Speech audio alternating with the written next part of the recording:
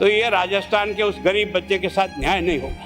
अपने घर में बूढ़े माँ बाप को भूखे मार के पढ़ता है, क्या आखिर उस बच्चे का क्या होगा जो अपनी बड़ी पीड़ा के साथ पढ़ रहा है। साल में नौकरी में लगे ना, उन सब का भी पोस्टमार्टम कराओ, आपको लगेगा आधा फर्जी मामला निकलेगा। खेत बेच करके पढ़ता है, लेकिन जब उसका सिलेक्शन नहीं होता तो जहर खा के मरता। मुझे बहुत दुख है इस बात का।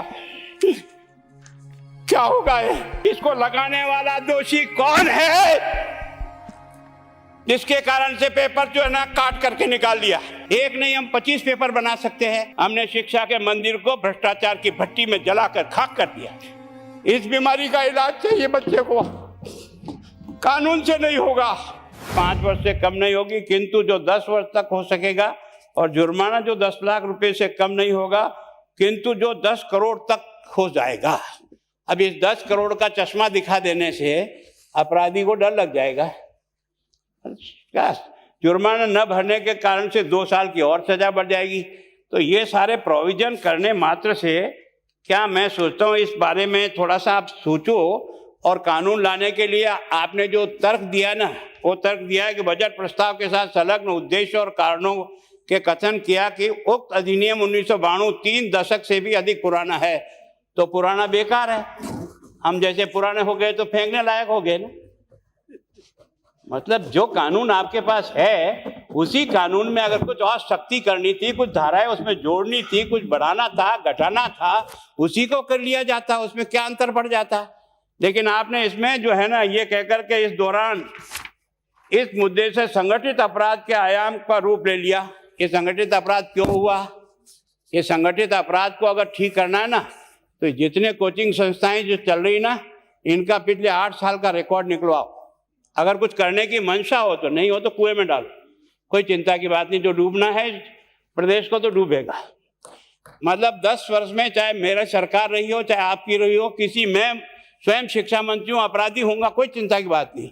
लेकिन आप कम से कम इन 10 सालों से इन जितनी कोचिंग संस्थाएं चल रही है, इनकी जितनी परीक्षाएं हुई है, उनके परीक्षा के रिजल्ट के साथ आप अपनी टीम लगा करके इनका पोस्टमार्टम करो, तब आपको समझ में आ जाए कि ये बीमारी कहाँ से चली है।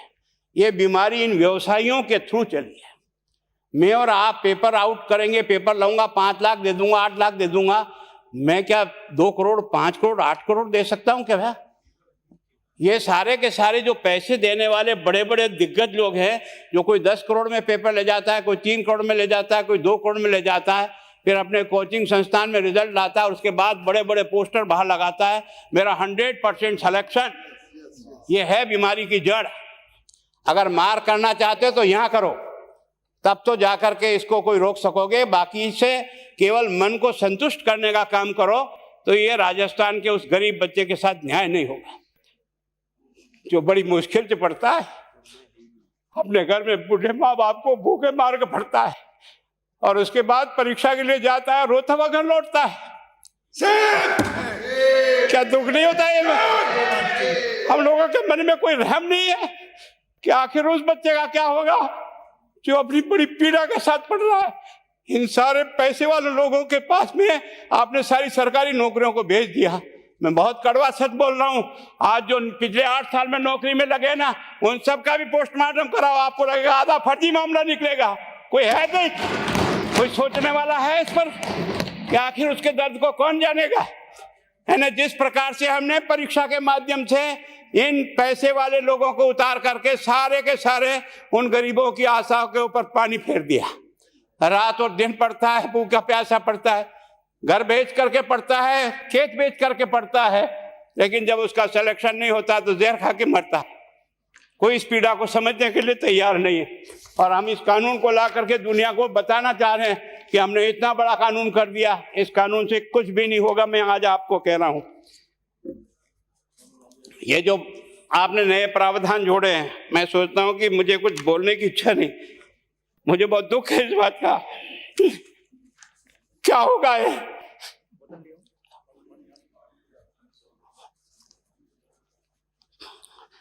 किस तरह की गैंग पालनी है हमने? पानी पिला दो है ना। मैं उस दिन भी पूछा था कि मैंने कहा ये शिक्षा संकुल पे है, जिन लोगों को ड्यूटी पे लगाया, इसको लगाने वाला दोषी कौन है, जिसके कारण से पेपर जो है ना काट करके निकाल दिया। ये तो ठीक है, भाग्य हमारा अच्छा था कि सवाई माधोपुर की घटना खुट गई और एसओजी को उसमें हाथ में लग करके कुछ केस लग गया।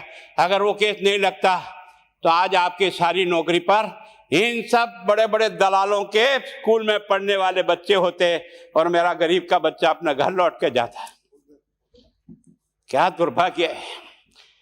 और इस कारण से केवल इसके लिए खुश मत हो जाओ कि हमने कानून बहुत सख्त बना दिया इसलिए अपराधी रुक जाएगा। नहीं, सिस्टम को बदलना होगा, ये परीक्षा का सिस्टम चेंज करना होगा।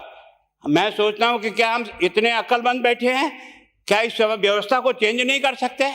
क्या एक ही पेपर हर राजस्थान में 20 लाख बच्चों को दिया जाए? क्या इसका कोई ऑल्टरनेट नहीं हो सकता? इसका ऑल्टरनेट सोचना चाहिए कि हम परीक्षा को टुकड़े टुकड़ों में कैसे कर सकते हैं। जिले के अनुसार पेपर नहीं, एक नहीं हम 25 पेपर बना सकते हैं। कौन से सेंटर पर कौन सा पेपर जाएगा कोई तय नहीं करेगा कौन सा जाएगा, और हम जो इच्छा होगी उस सेंटर पे वो पेपर भेजेंगे। और ये जितने भी प्राइवेट कॉलेजों में आपने सेंटर बना रखे उनको बंद करो, इनको तुरंत बंद करिए एक ऑर्डर से। जितने भी सरकारी विद्यालय है और सरकारी नौकर ही एग्जामिनर बनेगा और एग्जामिनेशन करेगा, तब तो आप इसको बचा पाओगे। ताकि आप और मैं कितने भी कानून में बदल कर दें, आपका वो जांच करेगा, आपका वो अधिकारी आएगा। आपने कहा भाई सेशन जज के नीचे नियुक्ति नहीं होगी, इसके अलग से कोर्ट होगा, बहुत अच्छी बात है। प्रोविजन जो आपने डाले हैं वो स्वागत योग्य, स्वागत करता हूं, पर इन प्रोविजन को लागू तो आप और मैं ही करूंगा, कौन करेगा? जब हम ही ठीक नहीं है तो इन प्रोविजन क्या रोएंगे अंदर बैठे बैठे? जब तक हमारा दिल और दिमाग ठीक नहीं होगा ना, इस बीमारी का इलाज नहीं होगा।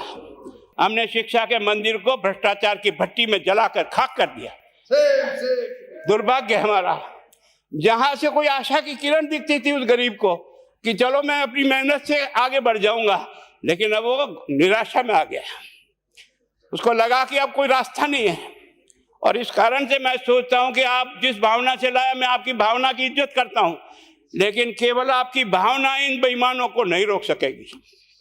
इसको रोकने के लिए हमको सिस्टम को बदल करके और तुरंत उस पर ध्यान करना चाहिए। कानून 302 का बना हुआ है, क्या मर्डर रुक गए? आप भी जान रहे हो रोज के रोज पोक्सो कोर्ट में आजीवन कारावास हो रहा, क्या व्यभिचार रुक गया है? अपराधी को दंड मिल सकता है, अपराध बंद नहीं हो सकता है। अपराध बंद करने के लिए जो सिस्टम होते हैं उस सिस्टम में चलो। एकमात्र इस देश में भ्रष्टाचार की भट्टी में देश जल रहा था, केवल और केवल एक तरह से प्रत्येक व्यक्ति का खाता खुलवाकर देश के प्रधानमंत्री में सारा का सारा बेनिफिट उसका सीधा खाते में डाला।